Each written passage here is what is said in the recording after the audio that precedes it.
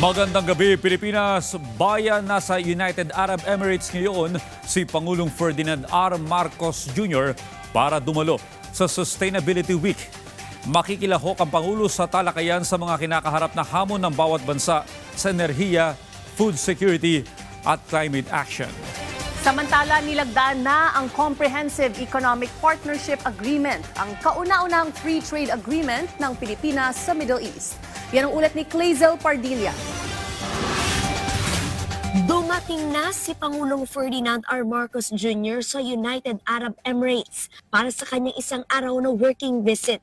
Makasaysayan ang pagbisita ni Pangulong Marcos sa UAE. Ito ang kauna-unahang pagdalaw ng presidente ng Pilipinas mula noong 2008.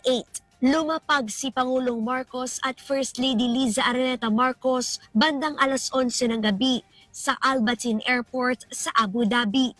Mainit na sinalubong ng UAE State Minister na si Said Al-Hajjari, kasama sina Foreign Affairs Secretary Maria Teresa Lazaro at Philippine Ambassador to the UAE na si Alfonso Ver. Nakipagpulong agad ang punong ehekutibo kay UAE President na si His Highness Sheikh Mohammed bin Zayed Al Nahyan na siyang nag-imbita kay Pangulong Marcos.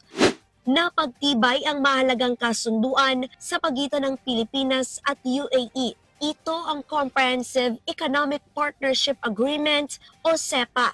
Layunin ng CEPA na palakasin ang kalakalan ng Pilipinas at United Arab Emirates. Babawasan nito ang buwis sa mga produkto, palalawakin ang pagbili ng mga produkto at serbisyo at hihikayatin ang mas maraming mamumuhunan.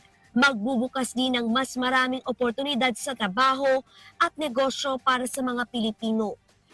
Sa kanyang pagbisita rin, dadalo si Pangulong Marcos kasama ang iba pang world leaders sa Abu Dhabi Sustainability Week, taunang forum na magsisilbing plataporma ng international cooperation para tugunan ang mga komplikado at magkakaugnay na hamon sa kasalukuyan at sa hinaharap. Sa kanyang departure statement, sinabi ng Pangulo na aktibong lalahok ang Pilipinas sa mga talakayang may kaugnayan sa mga pandaigdigang issue, kabilang ang pinansyal na katatagan, malinis na kuryente, tubig, seguridad sa pagkain at pangangalaga sa kalikasan.